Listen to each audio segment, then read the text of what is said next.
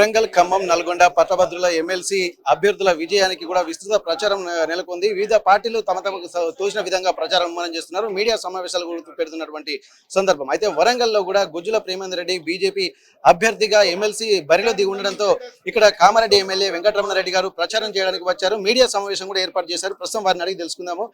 Sir, ఇప్పటి వరకు parliament అలాగే అసెంబ్లీ ఎన్నికల్లో కూడా ఎవరి ప్రత్యేకత వారు చాటుకుంటున్నటువంటి తరుణంలో బీజేపీ కూడా ఇప్పుడు ఎమ్మెల్సీ ఎన్నికలను కూడా చాలా ప్రతిష్టాత్మకంగా తీసుకుంటుంది.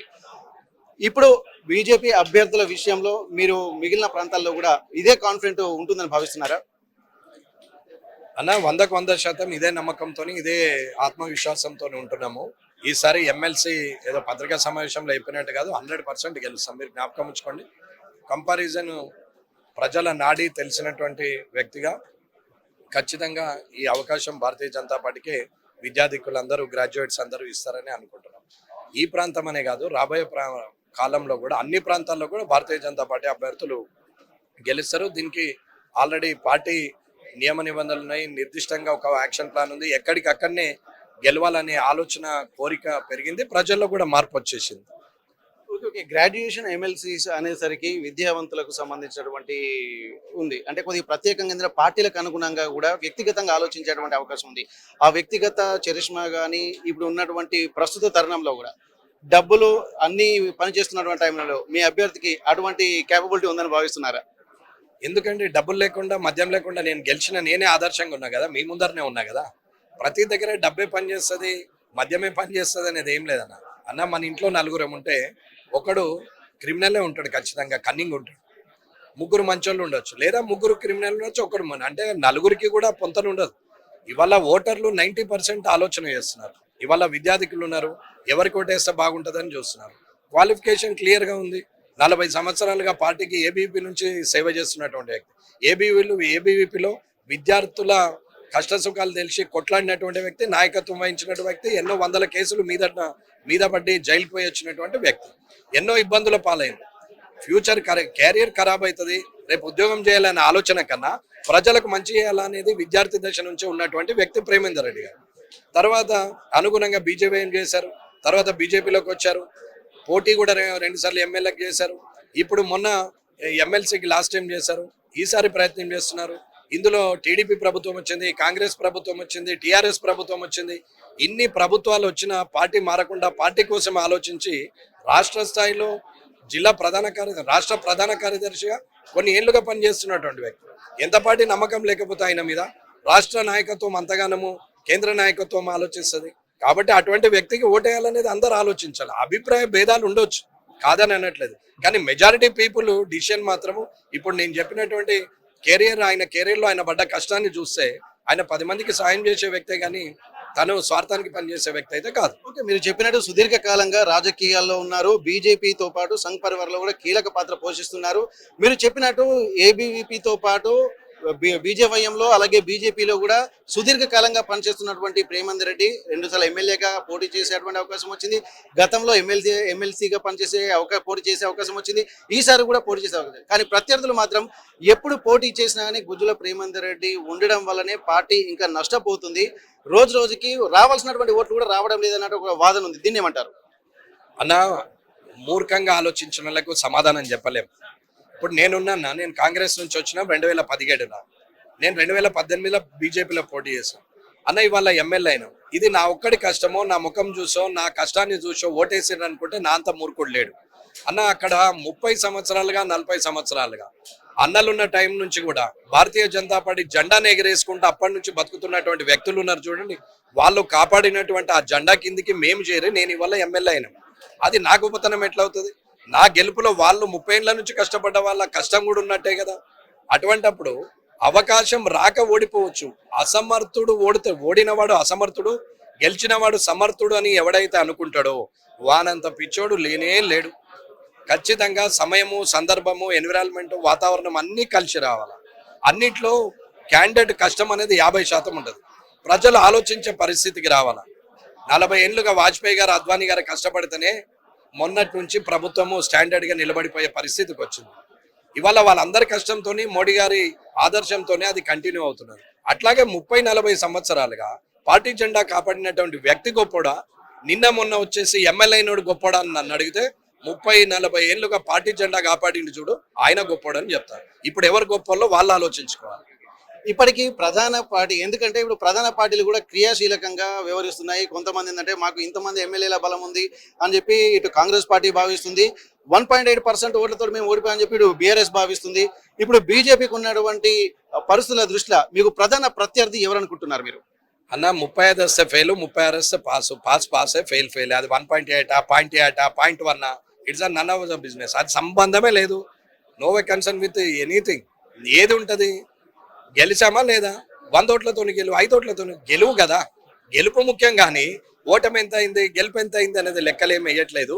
ఇకపోతే మీరు అన్నట్టు అవతల వారి అస్త్రాలు మద్యం కావచ్చు, డబ్బు కావచ్చు అని భారతీయ జనతా పార్టీకి మద్యం పంచుడు, డబ్బులు పంచుడు అలవాటు లేదు, అవసరము లేదు, ఎవరు కూడా ఎక్కడ పంచలేదు. కాబట్టి పంచాల్సిన అవసరం లేదు. అయినా ప్రేమేందర్ రెడ్డి గారు గెలుస్తారని చెప్తున్నా. సరే, అవతల వ్యక్తులు ఎవరైతే మీకు ఆర్టీవీకి ఇంటర్వ్యూ ఇచ్చేసి ప్రేమేందర్ రెడ్డి గారి మా బలము అని అనుకుంటే సరే మంచిది, ఇంట్లో పండుకోమనండి. మరి ప్రేమేందర్ రెడ్డి గారు నిలబడ్డారు కదా, ప్రేమేందర్ రెడ్డి ఉండడం వల్ల మేము గెలుస్తున్నాం అంటున్నారు కదా, ఇప్పుడు వాళ్ళని ఇంట్లో పడుకొని గెలవమనండి. మరి ఇంకేముంది, ఎట్లాగో ప్రేమేందర్ రెడ్డి గారే ఉన్నారు కదా, అలా ఇంట్లో ఉండి గెలవమనండి. మరి తిరగడం ఎందుకు వృధాగా? ఓకే, మీరు ఒక బెస్ట్ ఎగ్జాంపుల్ గా మీరు అభివర్ణించుకుంటారు. ఎందుకంటే అది అందరికీ తెలిసిన విషయం. ఎందుకంటే వెంకటరమణారెడ్డి గారు నిజాయితీగా ఉన్నారు కాబట్టి ప్రజల అభిమానాన్ని చూరగొన్న నేపథ్యంలోనే ఏ డబ్బు ఖర్చు పెట్టకుండా, మద్యం పంచకుండా నిలిచినటువంటి వ్యక్తిగా రాష్ట్రంలో ఇద్దరు ముఖ్యమంత్రి అభ్యర్థుల మధ్య ఒక చరిత్ర సృష్టించినటువంటి వ్యక్తిగా మీకు ఒక గుర్తింపు ఉంది. ఇటువంటి సమయంలో ఇప్పుడు ఈ డబ్బు, మద్యం అనేది ఇప్పుడు మిగిలిన అంటే మీ వ్యక్తిగత చరిత్రతో ఉండొచ్చు. ఇక్కడ గత ఎంపీ ఎన్నికల్లో చూసినట్టయితే ఇప్పుడు బీజేపీకి ఎన్ని సీట్లు వచ్చేటువంటి అవకాశం ఉంటుంది? ఎందుకంటే ఒక క్రెడిబిలిటీ ఉన్నటువంటి పార్టీగా బీజేపీ అభివర్ణించుకుంటుంది. ఇప్పుడు మిమ్మల్ని కూడా ఎగ్జాంపుల్గా చెప్పవచ్చు దాంట్లో. అటువంటి అప్పుడు ఈ ఎన్నికల్లో, గత పార్లమెంటు ఎన్నికల్లో ఎన్ని సీట్లు వచ్చేటువంటి అవకాశం ఉంటుంది మన తెలంగాణలో? అన్న నాకు తెలిసి మినిమం అయితే 6 ఉంటాయి అన్న. 8 పక్కా గెలుస్తుంది నా పర్సనల్ ఒపీనియన్. 12 వరకు అవకాశం ఉంది. కాన్స్టిట్యున్సీ పేర్లతో సహా చెప్పచ్చు అన్న. మోడీ గారి అండర్ కరెంట్ ఉంది, మోడీ గారి హవా ఉంది, క్యాండిడేట్ల కష్టం ఉంది. భారతీయ జనతా పార్టీ కార్యకర్తలు ఈసారి కసిగా పనిచేశారు. గతంలో శాసనసభలోనే ఖచ్చితంగా అత్యధిక సీట్లతోని ప్రభుత్వాన్ని ఏర్పాటు చేసే అవకాశం ఉన్నటువంటి భారతీయ జనతా పార్టీ, నేనే చెప్తున్నాను, మేము చేతులారా దాన్ని పొడగొట్టుకున్నామని చెప్తున్నాను. అది ఎవరేమనుకున్నారు. ఇవల్ల అటువంటి పరిస్థితి లేదు. ఇంకా కార్యకర్తల్లో కసి పెరిగింది. ఈసారి 10 కాదు కదా 17 అసెంబ్లీ పార్లమెంట్ స్థానాలు గెలవాలని ఆలోచన చేశారు. మాధవిలత గారు ఒక మహిళ ఉండి ఒక రోజు అక్కడికి వెళ్ళి పాత బస్తీలో గట్టిగా మాట్లాడగలిగి ఇవాళ అక్బరుద్దీన్ గారిని ఇవాళ మన టెంపుల్లోకి వెళ్ళి పూలు పెట్టుకొని బొట్టు పెట్టుకొని దేవుళ్ళకు మొక్కిరు. రామ్ కహా పైదవ్ అని మాట్లాడినటువంటి అక్బరుద్దీన్ అసింటోడు కాశీ గురించి మాట్లాడుతున్నాడు, ఇవాళ దేవుళ్ళ గురించి మాట్లాడుతున్నాడు. అన్న ఎవరు గెలిచినట్టు? ఇప్పుడు మాధవలత గారు గెలిచినట్ట, అసదుద్దీన్ గారు గెలిచినట్టు? అన్న మార్పుకు నాంది పలికినటువంటి వ్యక్తే గెలుపుకు ఓటమికి సంబంధం లేదు, గెలుపుకే సంబంధం. మార్పు మొదలైంది అనే చెప్తున్నా. ఓకే, విద్యావంతుల సంఖ్య పర్సంటేజ్ పెరుగుతున్న కొద్దీ భారతీయ జనతా పార్టీకి ఆదరణ పెరుగుతుంది, ఆలోచించేటువంటి వ్యక్తుల యొక్క స్థాయి పెరుగుతుంది. కాబట్టి భారతీయ జనతా పార్టీ ఇక ఎప్పుడైనా ముందుకే వెళ్తుందన్నటువంటి ఒక ఆలోచనలో ధీమా భారతీయ జనతా పార్టీ పెద్దలు కూడా చెప్తున్నటువంటి పరిస్థితి. ఇది గ్రాడ్యుయేషన్ ఎమ్మెల్సీలో ఖచ్చితంగా ఈ సపోర్ట్ మీకు వస్తుందని భావిస్తున్నారా? 100% వస్తుందన్న. అన్న అందరూ దొంగలే నిలబడితే అందులో ఎవరు బెటర్ దొంగ అని చూస్తారు. అందులో మంచివాడిని నిలబడితే మంచివానికి ఓటేస్తారన్న. ప్రజలది ఏం తప్పులేదు. ఎక్కడైతే పరిస్థితులు ఉన్నాయో ఆ పరిస్థితుల్ని ఒకటే రకంగా చూస్తున్నటువంటి నాయకుల తప్పు, ప్రజల తప్పులేదు. ప్రజలు ఇవాళ మీరు అన్నారు విద్యార్థికులు మాత్రము కొత్తగా చదువుకొని గ్రాడ్యుయేట్ అయిన వాళ్ళు చదువుకుంటున్నటువంటి కొత్త ఓటర్లే అందరూ బీజేపీకి అనుగుణంగా ఉన్నారని అన్న. రూరల్ ఏరియాలో 80 ఏళ్ళ అవ్వ కూడా ఆలోచిస్తుంది. అలా నాకు 1000 రూపాయల పెన్షన్, 2000 పెన్షన్ ఇస్తే నా మనమడికి ఉద్యోగం ఉందా లేదా అని ఆలోచిస్తున్నారు. ఒక రైతు కూడా ఆలోచిస్తున్నాడు. ఇవాళ నేను మెకనైజ్డ్ అగ్రికల్చర్ చేస్తే మరి నాకు స్టోరేజ్ గోడౌన్స్ ఉన్నాయా, లేకపోతే నాకు కోల్డ్ స్టోరేజ్ గోడౌన్స్ ఉన్నాయా, పర్చేసింగ్ కెపాసిటీ ఉన్నటువంటి వ్యాపారస్తులు ఉన్నారా, నేను పెట్టిన పంటను అధిక ధరకు కొనే పరిస్థితిలో ఉందా, మరి ఎవరు ఈ ఫెసిలిటీ ఇస్తున్నారు, రైతుకు లాభం ఎవరు ఇస్తున్నారు, రైతుకు కావలసింది నిజమైంది ఎవరు ఇస్తున్నారు అనేది కూడా ఆలోచిస్తున్నారు. అట్లాగే ప్రజలు కూడా ఉచితాల కన్నా ఇన్ఫ్రాస్ట్రక్చర్ అంటే వ్యవస్థలో బలంగా ఉండి ఆర్థిక ఆర్థికంగా బలంగా తయారయ్యే అట్టడుగు వర్గాలు కూడా ఇవాళ ఆర్థికంగా బలం కావాలని చెప్పి పెడుతున్నటువంటి స్కీమ్ల పట్ల చూస్తున్నారు తప్ప ఏం లేదు. అందుకే ఆయుష్మాన్ భారత్ కావచ్చు, ఇవాళ మోడీ గారు ఇస్తున్నటువంటి కష్టపడే ప్రతి ఒక్కరికి స్కీమ్ ఉంది. అది మేక్ ఇన్ ఇండియా కావచ్చు, స్టార్ట్అప్ ఇండియా కావచ్చు, ఏదైనా కావచ్చు. ఒక ఆలోచన ఉంది, మీరున్నారు, మీరు కష్టపడి పని చేయాలనుకుంటారు, మీకు ఒక విజన్ ఉంది, రేపు స్టూడియో ఓనర్ కావాలనుకుంటారు, ఫెసిలిటీ కల్పించే పరిస్థితుల్లో ప్రభుత్వం ఉంది. కానీ మీరు వచ్చినప్పుడు 5,000 10,000 ఇచ్చి పంపిస్తే అది ఆ రోజుకే అయిపోతుంది.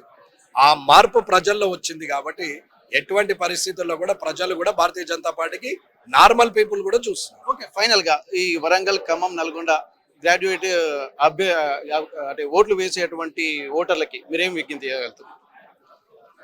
అన్న, వ్యక్తులను చూడమంటున్నాం, వ్యవస్థలో మార్పును చూడమని అంటున్నాం, మార్పుకు నాంది పలకమంటున్నాం. చదువుకున్న వారు ఎక్కువ చెప్పాల్సిన అవసరం లేదు, మీకు అందరికన్నా ఎక్కువ తెలుసు. సో జనరల్ నాలెడ్జ్ ఉన్నవాళ్ళు, రాష్ట్రమే కాదు దేశమే కాదు ప్రపంచంలో ఏం జరుగుతుంది అనేది తెలుసుకున్నటువంటి వ్యక్తులు. మీకు నేను ఓటు వీళ్ళకేయండి అని చెప్పేంత పరిస్థితి ఉండదు, మంచికేయండి అని చెప్తున్నాము. ప్రేమేందర్ రెడ్డి గారిని కంపారిజన్ చేసుకొని ప్రేమేందర్ రెడ్డి గారికి వేయమని పార్టీ తరపునే రిక్వెస్ట్ చేస్తున్నాం. కానీ ఒక తెలిసిన వ్యక్తిగా, మామూలు వ్యక్తిగా మీ నిర్ణయము సావధానంగా ఉండాలి, మార్పుకు నాందిగా ఉండాలి అనేది నేను కోరుకుంటున్నాను. అసలైన తొలి వెలుగు. ఫాలో వాట్సాప్ @తొలి వెలుగు official.